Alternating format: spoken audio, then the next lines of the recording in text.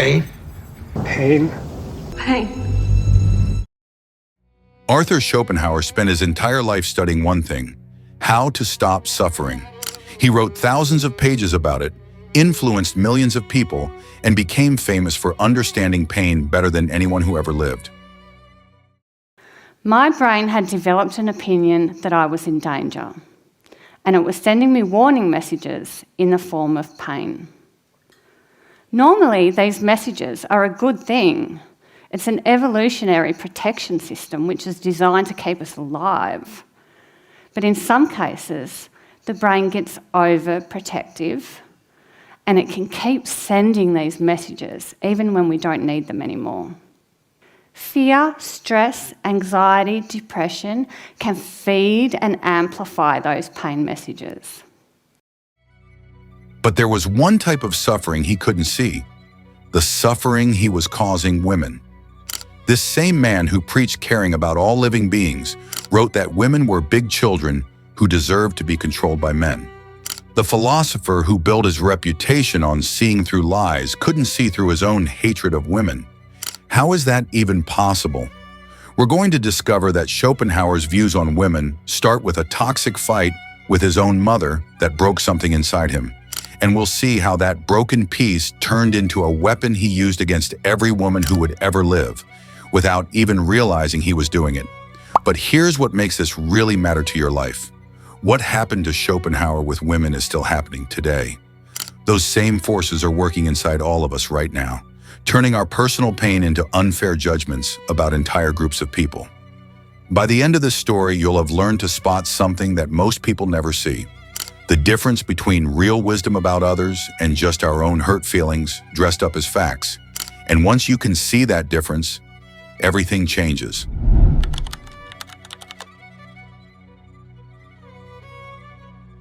Imagine this. You wake up tomorrow wanting coffee. You drink it, feel good for maybe an hour, then you're hungry. You eat, feel full, then you want something fun. You watch Netflix, get bored, then want to talk to someone. You check Instagram, feel empty, then want something that actually matters. Sound familiar? Schopenhauer said this happens because of something he called the will to live, a hidden force that controls everything you do. But here's what made Schopenhauer different. He didn't just notice this force, he decided to fight it. Think about your own life for a second. Remember the last time you really wanted something? Maybe it was a new phone, a relationship, or even just a good grade. You probably thought getting it would make you happy, right? But what happened after you got it? You felt good for a while, then started wanting something else. According to Schopenhauer, this will isn't good for you. It's like a blind monster inside everyone that never stops wanting more. The second you get something you want, you stop caring about it. The second you stop wanting something, you feel bored. You're stuck swinging back and forth between wanting things and feeling empty when you get them. Most people spend their whole lives trapped in this pattern. But Schopenhauer, he thought he was different. He thought he had escaped. He believed that by thinking really hard about life, he could break free from this cycle. While everyone else ran around chasing money, relationships, and fame like crazy people, Schopenhauer claimed he had figured it all out. He was the smart one who could teach everyone else how to stop being controlled by their basic needs. Pretty ironic, right? The guy who spent his life studying pain and suffering was about to cause a whole lot of pain himself. Because here's what Schopenhauer never understood. Even while he was telling people how to be free from wanting things, he was still completely controlled by his own anger, bitterness, and need to feel better than everyone else. The puppet master had found its favorite puppet, and the puppet had no idea he was being controlled. But we're getting ahead of ourselves. First, you need to see just how wrong Schopenhauer got things, and why women everywhere paid the price for his mistakes.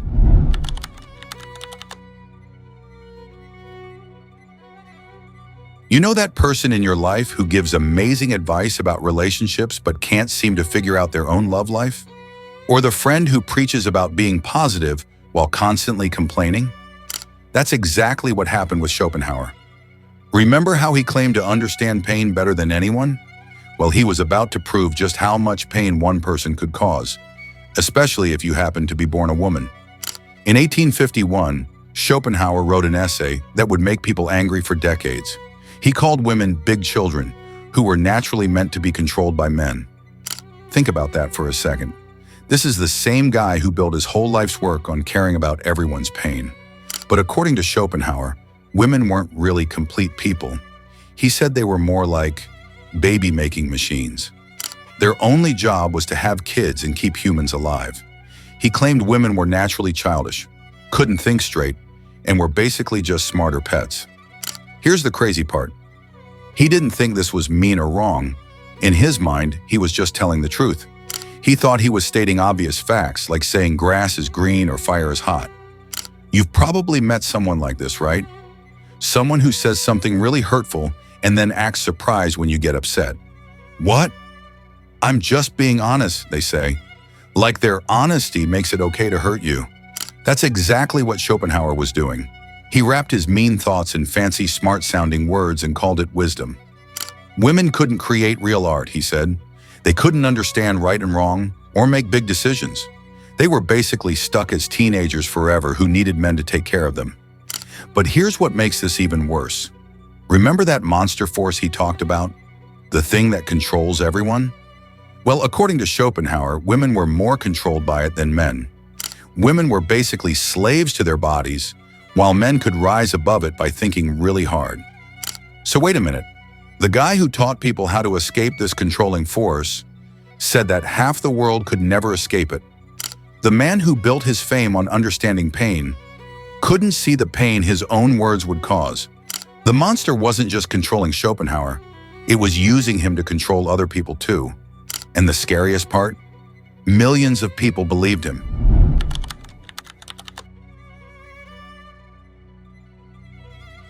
Have you ever noticed how the people who hurt us the most are often the ones who were hurt the most themselves? It's like pain gets passed down from person to person, family to family, and nowhere is this clearer than in Schopenhauer's story. So where did all this hate come from? Why would someone who spent his life studying pain become so good at causing it? The answer lies in one of the worst family fights you've probably never heard about, Schopenhauer and his mother. Picture this. You're a young man whose father just died, leaving you some money. But your mother, the person who's supposed to love and protect you, starts fighting with you over that money. Not just arguing. We're talking years of bitter, nasty fights about cash. She basically tells you that handling your own money is too hard for your brain to figure out. How would that make you feel? Betrayed? Angry? Like the one woman who should have your back is actually your enemy? That's exactly what happened to Schopenhauer. His mother didn't just disagree with him about money. She made him feel stupid, worthless, and unwanted.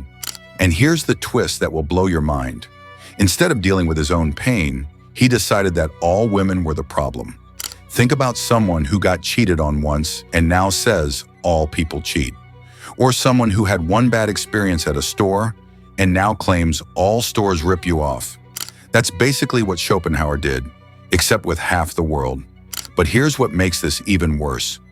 Remember how he said that controlling monster, the will, was the source of all pain? Well, his own will was screaming at him to get back at people. Not just his mother, but every woman who would ever live. The guy who claimed to see through the monster's tricks was getting fooled harder than anyone. His anger, his need to feel better than others, his desperate need to turn his personal pain into facts about the world, that was the monster pulling his strings like he was a toy. And the scariest part? He never saw it coming. In his mind, he wasn't being controlled by his feelings. He was being smart and truthful. He thought he was the one person who had figured everything out. But studies today show us something Schopenhauer never understood. When we're deeply hurt by someone we love, especially a parent, we often take that pain out on whole groups of people. It's one of the most common ways our minds try to protect us from pain that's too much to handle. So that guy who taught people how to escape the cycle of wanting and hurting, he was stuck in the worst cycle of all, turning his own wounds into weapons against others. The monster he thought he had beaten was using his pain to create even more pain. And millions of people would pay the price for one man's hurt that never healed.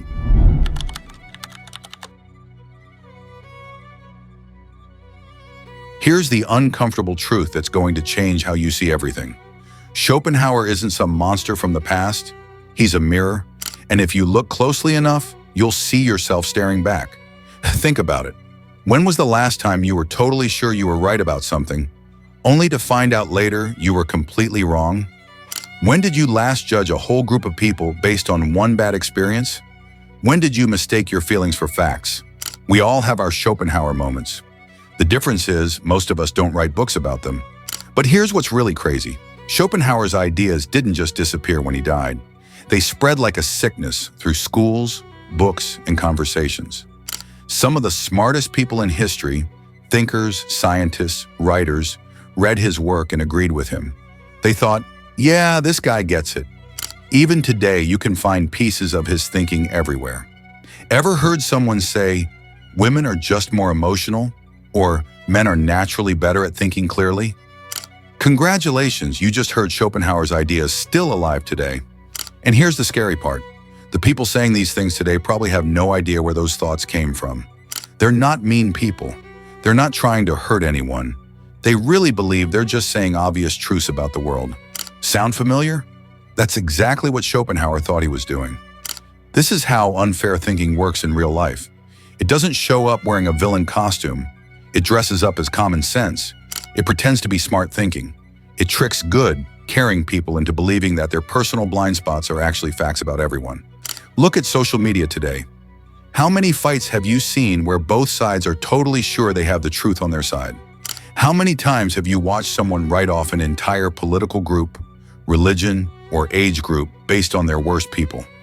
We're all walking around with invisible essays in our heads, little collections of hurt, fear, and unfair thoughts that we've dressed up as wisdom. The only difference is, we don't realize we're doing it. But here's what gives me hope.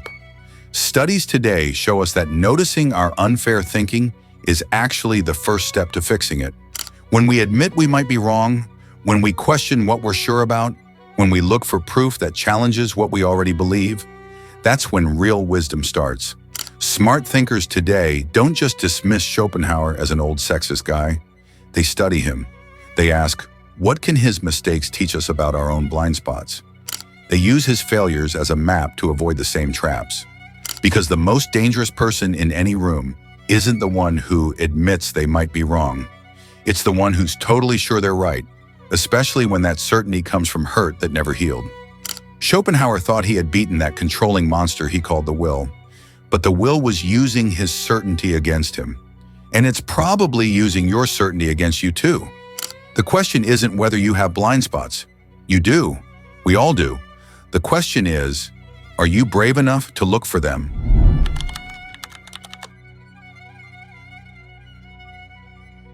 So here we are, back where we started, except now everything's different. Remember that controlling monster Schopenhauer called the will? The force that keeps us stuck in cycles of wanting and hurting? Well, it turns out he was right about one thing. There really is a force that controls us without us knowing it. But it's not some space monster. It's our own hurt feelings pretending to be wisdom. It's our pain acting like it's the truth. It's our fear dressing up as facts. The real monster that controlled Schopenhauer wasn't some deep thinking about life and pain. It was a hurt little boy who never got over his mother's betrayal. And that hurt boy spent decades getting back at every woman in the world through his writing. But here's the beautiful twist. The very thing Schopenhauer got wrong shows us how to get it right. He taught us that real freedom comes from seeing clearly, from not being controlled by forces we don't understand. He was totally right about that. He just never used it on himself. Today, we can do what Schopenhauer couldn't. We can look in the mirror and actually see what's there. We can question what we're sure about. We can ask ourselves, is this wisdom talking, or is this just my pain in disguise? This isn't just nice-sounding advice. Schools are now teaching kids to question what they assume. Companies are training workers to spot their own unfair thinking. Scientists are building bias checking into how they study things. We're actually learning to see our own blind spots, and the results are amazing. When different kinds of voices get included in conversations, when people admit they might be wrong, when we build systems that expect people to be biased instead of pretending they're not, everything gets better. Schopenhauer believed that caring about others was the best thing humans could do. That when we truly see another person's pain, we can't help but want to help them. He was right about that too. The difference is, real caring starts with seeing our own ability to be blind. It begins with admitting that the same forces that made Schopenhauer hate women are still working in all of us, making us suspicious of people who look different, think different, or believe different things. But when we can see that monster clearly, when we can catch ourselves turning our pain into someone else's problem, that's when the real magic happens. That's when we stop being puppets and start becoming human. So the next time you feel totally sure about something, especially something that makes you angry or makes you feel better than others, remember Schopenhauer. Ask yourself, am I seeing clearly or am I just dancing to my own hurt feelings? The monster he thought he'd beaten was actually using his pain to create more pain. But you get to choose differently. Real freedom from that controlling force doesn't come from being better than everyone else. It comes from seeing yourself clearly enough to be better than you used to be.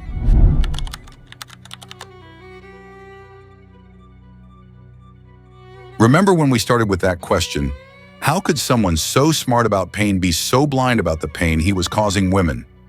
Now you know the truth. Schopenhauer wasn't a failure of his own ideas. He was the perfect example of them. That controlling monster he called the will, it was using his hurt from his mother to turn him into exactly what he said he had escaped. A puppet dancing to pain he couldn't even see. The guy who spent his life teaching people how to break free from hidden forces never realized he was still controlled by the biggest hidden force of all, his own hurt dressed up as smart thinking. And that changes everything about how you see the world now. Every time someone sounds totally sure about an entire group of people, you'll wonder, is this smart thinking talking or just their pain in disguise? Every time you feel that rush of anger that makes you feel right, you'll pause and ask, am I seeing clearly or am I just Schopenhauer wearing a different mask? This isn't just about women or philosophy. This is about politics, relationships, work, anywhere people mistake their hurt for truth. So here's a question you couldn't have answered when we started. What thing are you most sure about right now? And what hurt might be hiding underneath it? Think about that for a moment. Feel how different that question hits you now compared to when we started. If you're ready to keep digging into your own certainties, subscribe and join thousands of others learning to spot their blind spots before they hurt people. Because the circle of wisdom never really ends. It just keeps getting bigger.